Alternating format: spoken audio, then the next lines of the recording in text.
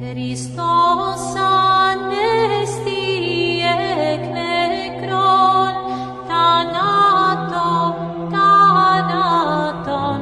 patisas.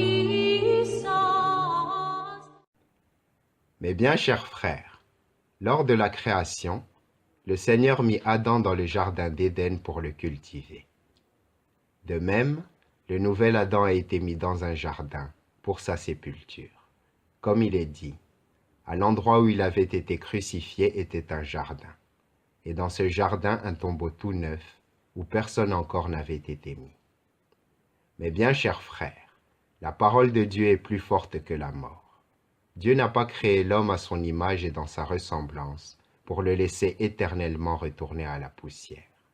Il a créé l'homme pour que son amour et son commandement, qui sont vie éternelle, prennent leurs effets à travers sa parole d'amour, le Verbe qui s'est fait chair, celui à qui il a été dit, « Celui-ci est mon Fils bien-aimé, en qui j'ai mis toute ma faveur », c'est-à-dire en qui j'ai mis toute la puissance de l'Esprit Saint, qui remplit à la fois et le Père et le Fils de la même vie.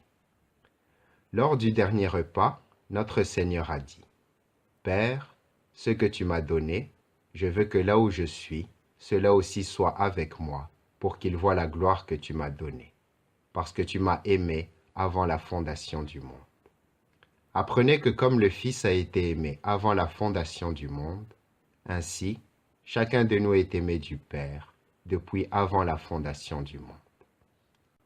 Mes bien chers frères, il est dit dans un psaume, « Tu n'abandonneras pas ma vie au tombeau, tu ne laisseras pas ton sein voir la corruption. » Pour les Juifs, la corruption commençait au 4e jour, comme on le voit dans l'épisode de la résurrection de Lazare.